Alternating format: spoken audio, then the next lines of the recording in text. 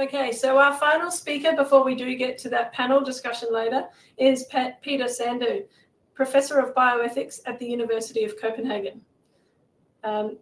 Different people have different views on animal welfare, and Peter will be discussing these along with the identified gap between what people think about animal welfare and how they subsequently act, for example, as animal owners or consumers of animal products. This will sure be an interesting one, so over to you, Peter.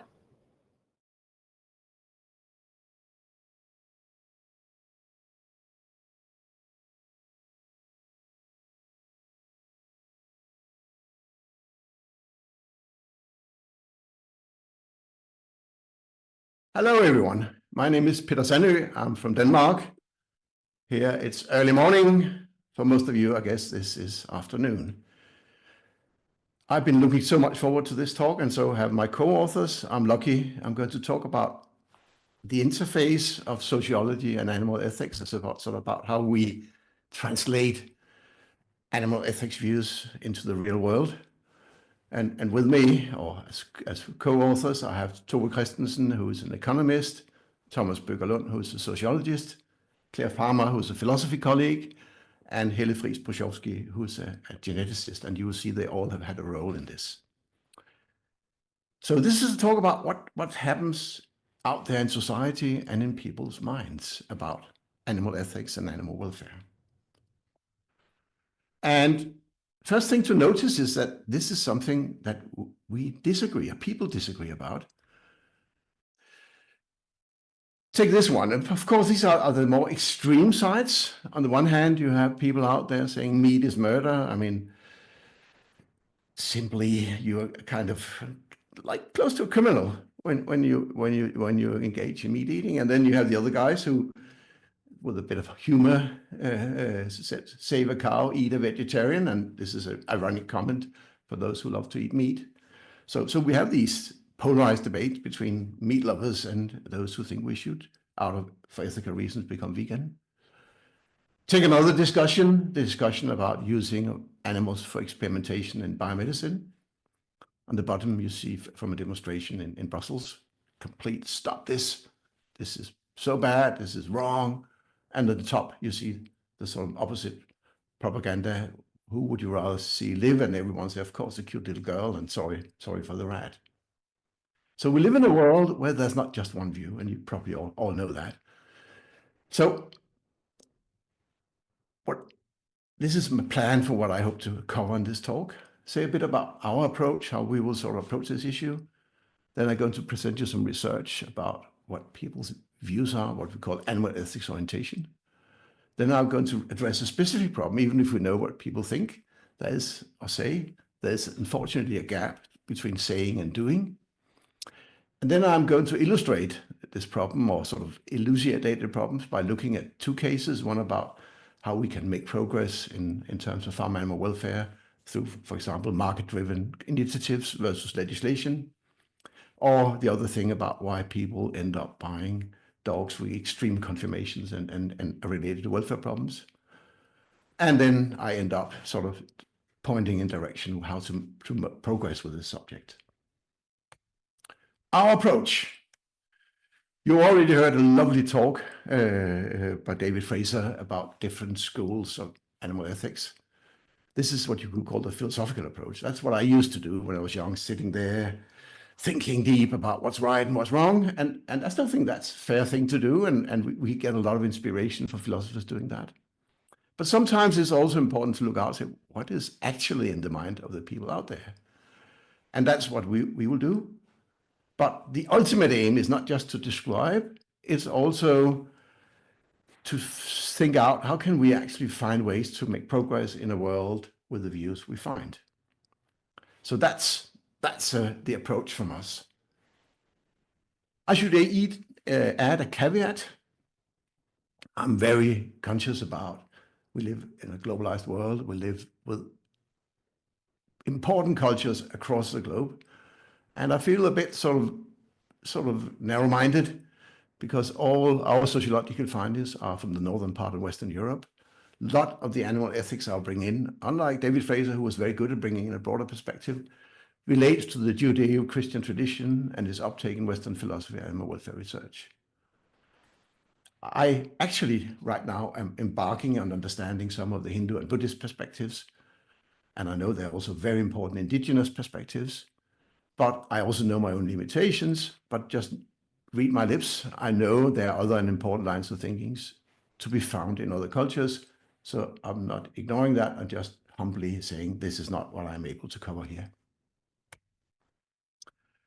Okay, animal ethics orientation. This was a project led by my colleague Thomas Bøger-Lund, where we sort of got on the idea, why not, by means of sociology, map what ethical views are out there? Because we of course, we have moral philosophy. I come myself from moral philosophy, did my PhD in moral philosophy many years ago. And these philosophers, they built these theoretical constructs. They have rights view, they have contractarian views, they have utilitarian views. But then the question comes out, is that really what we find out there? So we wanted to test whether these theories also existed as social realities, underpinning different views of animal ethics held by people, and also how that interacted with their behavior. To make a long story short, we ended up, also a bit similar than if you read the paper, we ended up thinking that, well, some of the views you find in textbooks you actually do find out there. The two first ones here, anthropocentric orientation, that at the end of the day, only humans matter. That's very close to something I in several of the books I've co-authored called contractarianism. And you also have something that's very similar to what you call the animal rights orientation, that in principle, humans and animals should be treated alike. However, we didn't find something that was remotely close to what's called utilitarianism. Utilitarianism is the idea that welfare counts, and welfare, it doesn't matter whether it's from an animal or a human. And unlike the rights view, the utilitarian view allows for trade-offs. But the view we found out there is a view inspired by a very important political thinker from the UK called Robert Garner. He coined the phrase animal welfarism. And that's the idea that animal welfare matters, but not in the same way as human welfare matters. So the idea is that we have, in a way, to use a term from French sociology, two orders of worth. Humans are up here, animals are a bit further down.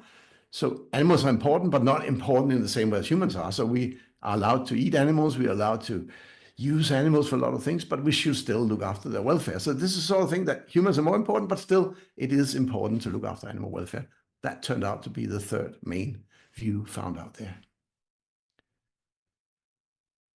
And I'm going to present some results from a study, follow-up study we did, where we tried to apply that to how people consume pork, and particularly how people consumed welfare pork compared to conventional pork. So we looked at the correlation between people's animal ethics orientations and how much welfare pork they would eat. We looked at it in 3 countries with a large sample, about more than 1,500 in each, in Denmark, Sweden, and Germany, a representative sample. So kind of you can rely that this is probably a pretty good picture of what's out there. Then we also added a measure of attitude strength, because one of the problems, if you just measure what people think, if they really don't want to hear about it, if they don't care about it, it will skew the picture. So we both measured what people thought, but also the degree to which they actually cared about this. And then we did a segmentation. And the net outcome of all this, you will see in the next slide. This is from Denmark. We had very similar, not exactly similar, but close, from Germany and Sweden. And here you can see that there roughly are 4 groups. Up in the left corner, you have the animal rights focused, and there you also have those who are vegan and vegetarian and don't eat pork. I think roughly that probably most of them belong to the same group. There can also be religious reasons, but somewhere around 14-15% will be people who think don't eat animals. So it's kind of wrong to use animals for production. The largest group was a gray group, unfortunately, and if you think around the world, it probably doesn't come as a surprise. These are the people who don't engage. These are who answered, disagreed with the following who agreed with the following two statements. In my view, the talk about animal welfare is exaggerated. Society has more important things to focus on than the condition of animals. These are the people who say, no, don't talk about it. Leave him with my pork chops, and I don't want to hear about it. That's a pretty large chunk, and I guess you will find the same in most of your countries. But among those who actually did care and engage, the largest group were animal welfare focused. These are people who think that, well, animal welfare is important, not in the same way as human welfare, but still something we need to care about. And then there were 20% who sort of had the view in principle, I don't give a shit. I think it's completely okay because we are humans, they're animals, and they are for us to use. But as you can see, about a little less than half the population care.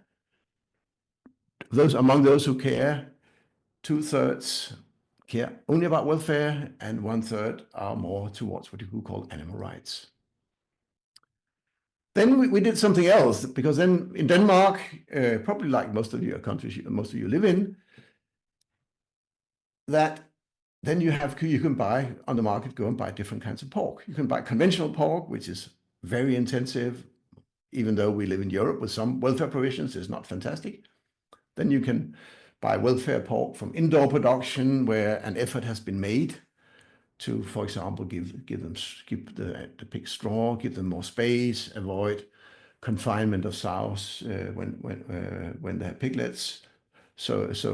And then the welfare pork type 2 is where outdoor production, so where at least the sows and the piglets are outdoor, including the organic. And what we could see here, and this is of course only stated, so it's all about what people state they do, but we could see some really interesting connection that those who were anthropogenic or unengaged, they were much more likely to buy conventional pork against the more welfare-oriented kinds of pork, whereas those who either have animal welfare focused and animal rights focused, they were much more likely to buy pork where an effort has been made to ensure good welfare and pay the extra price for it. So what we find out is that people do differ in their moral views. Probably comes as no surprise to you. People in the country studied differ in their views on animal ethics, and we know from similar studies done in North America and other parts of the world, probably something like that will be found in other places. There's a large group that doesn't care, don't want to hear about it. Among those who do care, the largest group accepts animal use as long as animals do not suffer unnecessarily. Some don't think animals matter morally at all, and some think they have rights. So what to do about this? Well, one thing to do is to be aware that if you go back here, if you're going to change anything, you need to have some alliances. And my guess is that among those who are animal welfare focused and animal rights focused, you can have what the American philosopher John Rawls called overlapping consensus.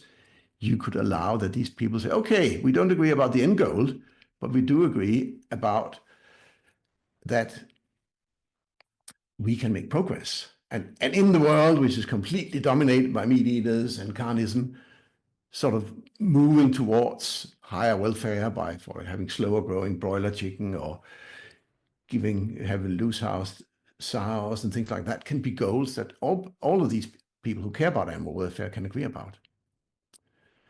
And we can also see that ethical views affect consumption, but there's still a gap between moral stance and actual practice. I mean, just for one thing, a lot of the animal rights people buy pork. If you're a consistent animal rights person, you should be a vegan.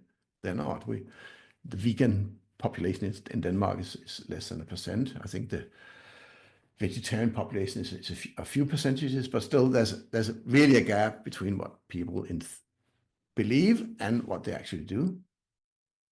So that's the next thing I'm going to address here. Saying versus doing. I mean, there's been a big debate about whether some animals also have moral standards, but I think we are unique in the universe that we have double standards. So you can say, well, the humans are the only animals with moral double standards. And there's a big discussion to understand that. I have a background in philosophy. I could talk for 3 hours about this. Of course, I will not. I only have 30 minutes. But there's an ancient philosophy. In philosophy, there's a discussion with ancient roots about weakness of the will, about the people believe something but don't quite manage to do it. Sometimes, of course, the gap reflects insincere moral views, just window dressing, but I still think, my personal view is that weakness over will is reality, that people may sincerely believe something but not manage to do it. So I actually think that there's the gap between sincerely held moral views and actual practice is a widespread phenomenon. And therefore, it's really important to understand both the practical obstacles and the psychological mechanisms at play. And this we will try to illustrate through 2 cases. The first case is about consumption of welfare-friendly animal products, as we already touched upon. And I'm first going to present a bit about sort of what is the actual state of this, based on a project of benchmarking we've developed, and then come back to the sort of how to make progress. So in Europe and the rest of the global north, we have a pluralist system developed where we have both animal welfare legislation, sort of minimum welfare standards. Some places like Denmark, we have state-supported labels, we have private labels and industry standards. And by combination of legislation and labels, you can see 2 of the labels here, the Dutch Better Leven and the Danish Bedre Dyrevelfærd, then you can hope that conditions for farm animals may improve. But it's actually quite difficult to measure and compare across initiatives. So I have a little digression about our aim to try to measure it and add it up. So that's a project we call Benchmark for Animal Welfare. I have a web page called animalethics.net. You can go and see more about there. And I'll just use now pork production, which is the dominant or the largest animal production in Denmark as an example. And if you're a consumer, you go and buy pork, you can buy pork coming from these guys, outdoor and even organic production. And of course, even with organic production, the slaughter pigs come indoors, but they have more space and more straw. And like in the conventional production, and here you see typical Danish conventional slaughter pigs, they're not much space, completely barren environment. To enrich them, you have some wooden sticks, and I guess it's no big fun for the pigs. So even though they may not have it, sort of are not being tortured, they have a very, very barren and not very, very good life. And the question is, how do these things sort of add up? And that's our benchmark approach. So what we did was to do a spreadsheet at the size of a football field, where we made an overview of both the sort of different initiatives based on dividing up all the kind of how much space, how much straw, how much outdoor access, and whatever you could sort of measure, and the market shares. And then we put all these into these dimensions into one grid. And then we had experts, pig animal welfare experts, to value and weigh the welfare effects of these parameters, both sort of within a certain dimension like space. How much does more space mean for the welfare, but also how much does space mean to avoiding tail dogging or to having straw, to having outdoor access. So based on that, we actually found a way where we could add this up, and for each welfare initiative, we could calculate benchmark values on a scale from 0 to 100.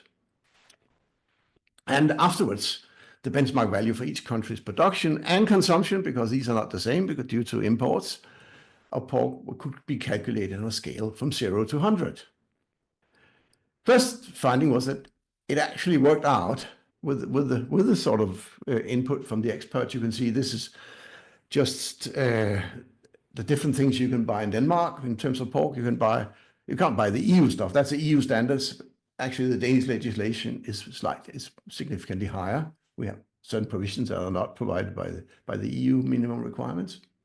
Then there's indoor improved, where, as I said, you have more straw, more space, free, no tail dogging, loose house sows. Then you have outdoor, where at least the sows and the piglets live outdoor, and the slaughter pigs have some outdoor access. And then the organic, where there's even more of all these things. And you can see that in terms of this, first, we don't get to 100. That's a discussion itself. So in practice, the max you can get is close to 60. But you can see there's a span here from somewhere around 18 to 60. So there is actually a big span. It does make a difference. That's what we see here. Next thing we did was try to add this up to compare what you find in different countries. Here you have Denmark, Sweden, Germany, Netherlands, and UK, all Western Europe. Sorry, we tried to get in Australia. We didn't find anyone who wanted to collaborate, but I would love to redo it in Australia. And here you can see first that there are two columns here. There's production. That means the sort of, if you add up all the bits, how much does it add to? As you can see the previous slide, that if half of it was sort of organic, half was standard, then you would end up somewhere in the middle. So this is a way of sort of adding up with the market shares or the production shares.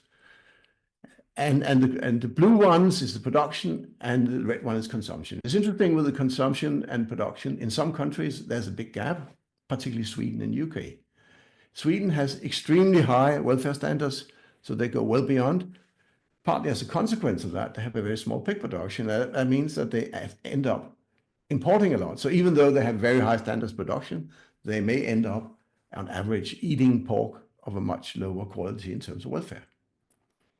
Interestingly, to bring in UK, you can see that they actually end up, even though they have higher standards than countries like Denmark, Germany, and Netherlands, they actually end up in what they're eating and having lower standards than in Denmark and Netherlands, because even though what they produce is good, then the end result is actually, in terms due to imports of what they eat, is actually slightly worse.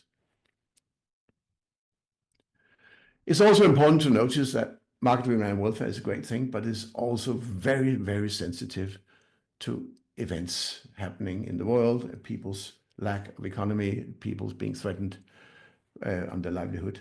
Here you see just one graph of something which we have tons of data on. I can't go into that now, but you can see that in Denmark, organic, we are world masters of organic production, and you can see from a number of years, 2011 to 2021, it's all just been going up, or 2020 is going up. Then came COVID.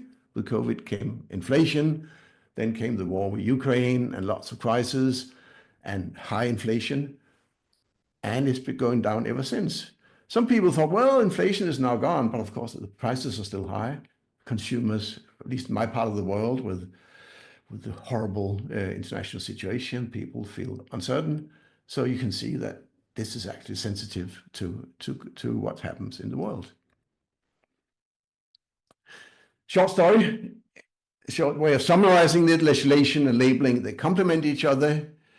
Animal welfare legislation is important to ensure minimum standards in national production. However, due to free trade across borders, the effect of ambitious legislation may be offset. And often politicians aim to protect national production. So it's not only that you're afraid that it has no effect, but I also think that nationalism plays a role here. That Danish politician wants to save Danish production in Denmark. Labeling can increase welfare output, but it's touchy. Another way is what's called corporate social responsibility, that actually some retailers and fast food providers just say, in our shop, you can only buy high welfare. The Dutch have been very successful with that.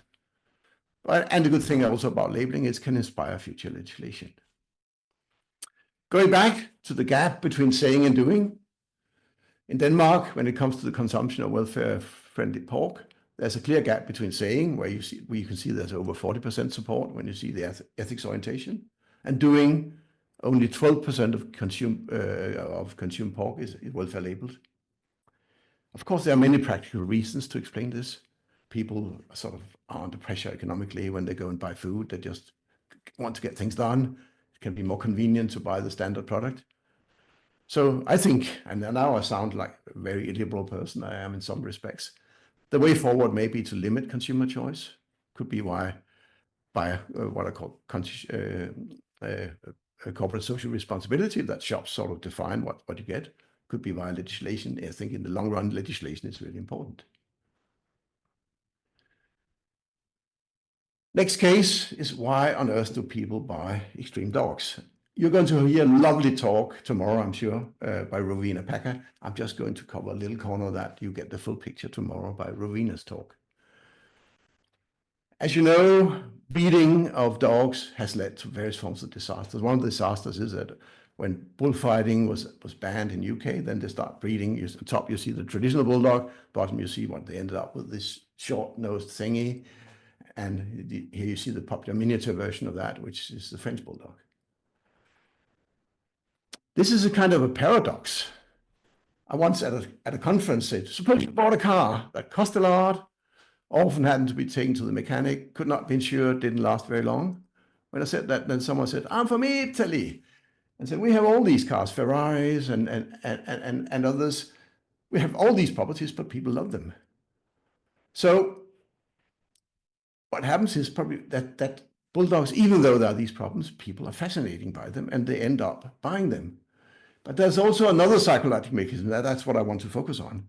We did a study recently with a survey study with responses from nearly 500 Danish owners of French bulldogs. At first we asked them, do you think they're healthier compared to other breeds? And clearly they said, no, God damn it. Some of them thought they was average, but the majority said they're either less healthy or much less healthy. So, oh, okay, we got you. But interestingly, then we asked them about their own bulldog, all of them. And they said, well, they're much healthier.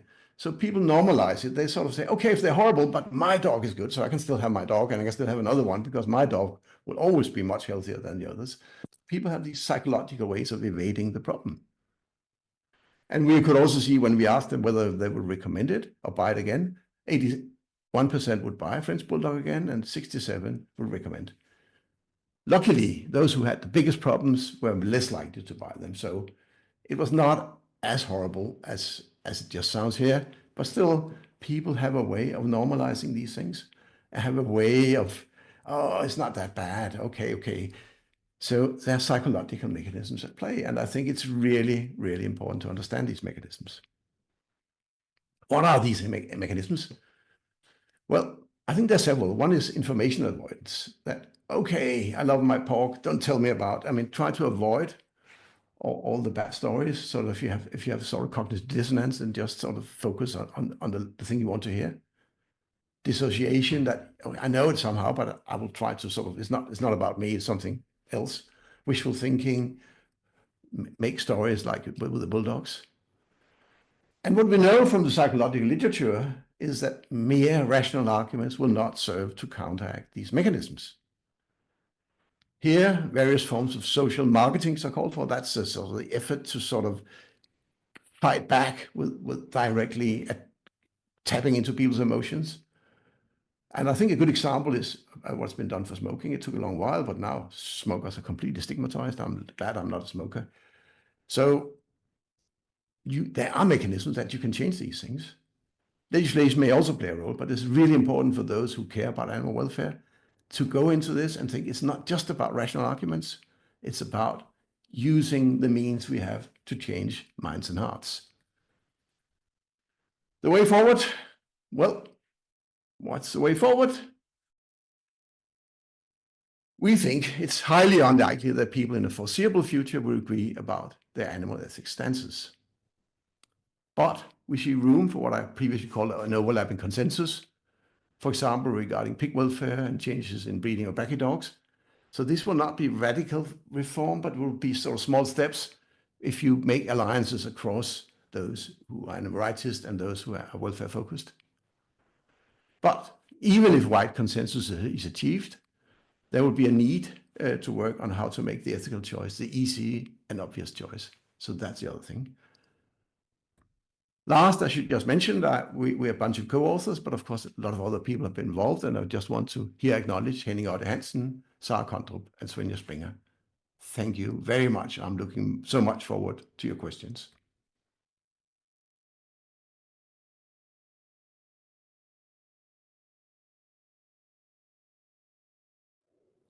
Okay, thank you very much. Professor Peter Sandøe now joins us live from Copenhagen, and it's a very special welcome indeed because Peter also presented at our seminar in 2012. Welcome, Peter. Thank you very much for joining us. It's a great pleasure to be here. Thank you. I'm so sad. Last time I was over there, and it's really sad. I have to do it online, but that's life. Yes, yeah. We may one day get back to face-to-face, but it's fantastic that we can have so many hundreds of people join us through the online platform. Yeah. So It's been really great. I agree. Many questions to get through. Just reflecting on the poll question that we asked about people not actions not aligning with their views. Does the poll results surprise you at all that we've got 85% of people acknowledging yes, sometimes they act not in line with their own views and values? I'm a bit surprised by the 15%. Okay. I'm more surprised by the 15%. Yeah, sure. That's things out there. I thought it would be 100, so I'm happy that there are still a few saints around. Yeah.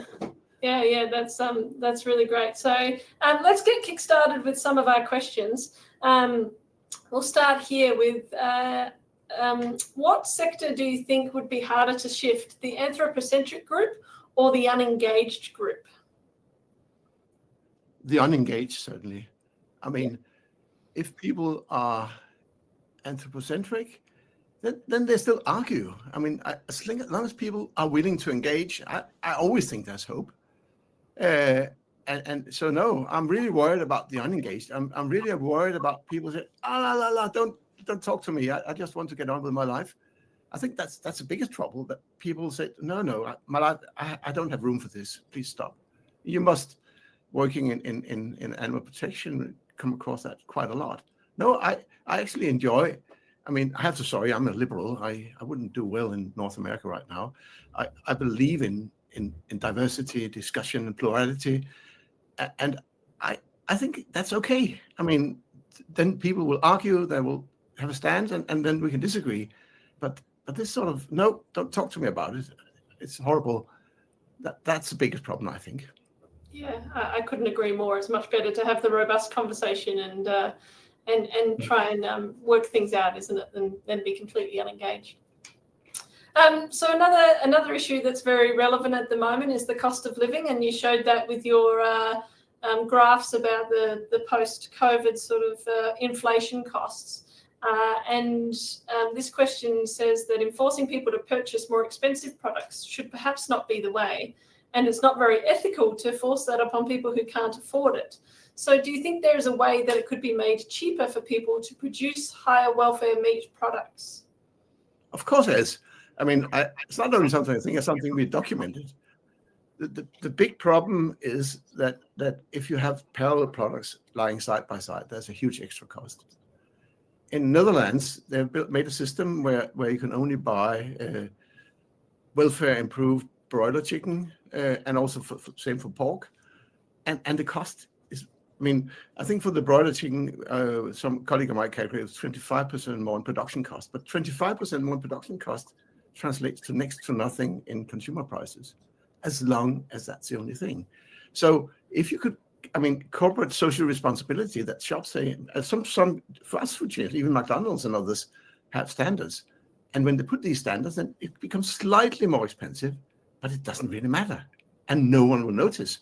I mean, interestingly, in Denmark, it's actually the sort of discount stores, Aldi and Lidl. Unfortunately, Aldi left Denmark, but we have Lidl still, sort of German discount stores that have this only sell welfare broiler, and they do that quite successfully because it costs the same as in the other shops. No, there is a way, but if we insist on having lying side by side, then you're up against both that it becomes much more expensive, and you're up against appealing to the worst side of a person. You're in a shop, oh my God, I can get it cheaper. And we are these, I mean, the horrible hypocrites, most of us, that we have these, when we sit in front of the telly, we think this is awful, we must stop. And then you stand there, it's your own money, and you're drawn by heavy psychological forces. So that's where I'm a bit illiberal. I don't think people should have that choice. Yeah, interesting. Thank you. Another question that we have here. Morgan was wondering if you have an indication, or if there is a means of assessing whether unengaged consumers nevertheless hold normative commitments that ought to commit them to some of the principles that would be part of the overlapping consensus you mentioned amongst doctrines of animal welfare and rights. Yeah, first thing, they probably want some peace and quiet. And if there's overlapping consensus, you get more peace and quiet. I noticed that in the laboratory animal world. Laboratory animal world is interesting. Unlike the farm animal world, laboratory animal world is well regulated. There's more or less not exactly the same. Europe is a bit ahead, I would say, in some respects, but in general, it's roughly the same across Australasia, North America, Europe, and there you have a lot of people who say, well, I think we should do whatever we want, but please have some rules so we can get on with our work. So even the unengaged would say, well, please put up some rules so we can do our work and stop having this conversation feel too much. So I think that there will be room if we can get a robust overlapping consensus actually for some of the unengaged. I'll say, yeah, that's nice. And then I can get on with my pork chops and I don't have to argue with you about this. Do you think that sort of approach is at risk of keeping people disengaged by, oh, there's rules, I just trust them, and therefore I'm going to disengage further if they believe the government has appropriate rules in place and perhaps, there's a big chasm there? But we know they don't. I mean, we know all the government initiatives only takes us a little piece, and that's the role of organizations like your own. And I really admire people who always try to keep us on the edge, always remind us there's a further step. And that's what animal welfare is about. We're never going to get to this paradise of perfect animal welfare, but we'll get closer. And so we need the debate. And that's in a way also what I like about market-driven animal welfare, that people cannot rest in peace. They will be reminded all the time that we can do better. But we need some sort of balance. We should know we can do better, but still not get so depressed about it that we stop. I mean, you can see part of the climate debate is, Greta Thunberg from my neighboring country, some people get upset about her because it takes it to a point where it's actually, you can just feel guilty and there's nothing nice about it. So we need to strike a side of balance. It's probably what you know very well in your job, that if you don't strike that balance, you just alienate people. So it's a really delicate balance to strike, both to let them see there's room for progress, but not put them to the point where they get alienated and just shut off. Absolutely, it's a fine line and a very challenging one. So it's definitely a big part of what we do and how we consider to achieve human behaviour change. So definitely a great challenge. Another question here: would a welfarist approach be acceptable if it were children rather than animals being oppressed, exploited, subjected to unimaginable suffering? Children and animals both have the capacity to experience fear, sadness, terror, and love. That's quite an interesting question posed there by Janja. Yeah, and just maybe just put it in perspective. I mean, I can hear where you come from. Sorry, but I mean, imagine we are talking about working condition in the global south. I think when it comes to where we buy our jeans from, where we buy our coffee, where there's a lot of issues relating to children, I'm sorry to say. And again, here we have something very comparable to a welfare approach, that actually people who work hard and in very important task about improving life of children who do child labor in the global south, they have approach which is not very different from the approach we have to animal welfare, I'm sorry to say. Of course, when it comes inside our own countries, we have different standards, and that's nationalistic and dreadful, but that's part of the social reality I'm describing. But just to say that we have a lot of children issues where it's outside our own countries, which are very similar and are very welfarist. So I saw a bit of polemic edge on that question, but I just answer back that when it comes to issues of social justice across the world, it's not that different. Thank you. An interesting one here about comparing Australian and German attitudes and perceptions. Catherine says she actually did a master's project and found that Germans seemed a lot more aware of farm animal welfare issues, which in her research seemed to be associated with lower rates of meat consumption to Australians. Do you have any thoughts about why that might be the case, and how Germans have achieved greater awareness without becoming disengaged? Yeah, I think that's also striking. That's also a striking difference between Germany and Denmark. We have Germany has a much higher rate of vegetarians than we do in Denmark. So I think the Danes are a bit more like the Australians in that respect. But also there's a limit to it. And I have to say, these days, I don't know how much you follow German politics, but I have to warn you, it's not going in the right direction right now. There's this enormous movement to the right, populist movement, where people are concerned about consumer prices, protecting farmers. So it's not a simple debate, and in Germany it's not that harmonious. And my guess is that the next government, unfortunately, we will see that probably animal welfare will go down. It's also, we saw that in Europe. We were very close in Europe with the previous commission to get to the point that there was actually what you call cage-free Europe. It's a bit sort of fancy way of saying it, but it was actually banning sow crates, banning battery cages. And then Ursula von der Leyen last minute canceled it all, say we cannot afford that in the current situation with Ukraine. So it's not that simple. And right now Germany is in a big recession, and I wouldn't expect great things to happen in Germany right now. Sorry. I would more look towards Denmark. We're in a much better state right now than they are. Very interesting. All right, this is an interesting one. From Amanda, there's a big focus on welfare in pig farming. However, not a lot of focus on the welfare of pigs through slaughter methods. Do you believe that animal protection organisations, such as us, the RSPCA, but perhaps you referred to the BED11 in your talk as well, should be marketing pork products as higher welfare when the pigs are subjected to highly aversive carbon dioxide stunning prior to slaughter? Well, that's a very complicated question. As you probably know, the scientific evidence about the effect of carbon dioxide is not that simple.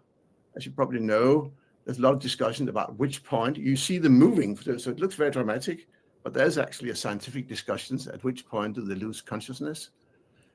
I would say that I live in a country where slaughter has developed a lot. They used to go in one by one, being prodded by electric prod. Now they go in group wise, and the conditions on slaughterhouses improved a lot. So I would actually much more go for a gradual progress rather than just say we can't label anything, because then you can't do anything. You can't make any progress. If you just say if it's not perfect, sorry, no label. We should look for progress. And I think actually in the slaughter world, in my time, I've been involved in this for over 30 years. I've seen great progress. I mean, the slaughterhouses I saw 38 years ago in Denmark are so different from the ones I see today. I still think there's room for progress. The stunning methods is one subject, but also there, as I said, there's scientific disagreement. So I would certainly not go for this black and white view, because that just ends up defending the most dark forces, saying, well, we can never satisfy these guys, so we can just do whatever we like in farming. I'm much more in favor of transparency, progress, and accepting things are not perfect, but they can get better. And I think there's very good documentation from Europe that slaughterhouses, it's not perfect, it's improved a lot over the last 30 years. Yeah, I'd have to agree. I think there's definitely still work to be done, but that incremental improvement and transparency are definitely key areas of interest for groups like ourselves. So fantastic. Well, we have got about 50 more questions, I think, but unfortunately we are going to move on. So thank you. Oh, I'm sorry to hear that. Yeah. Please stay with us here on stage while I introduce the next session, because we'll have the other speakers join us.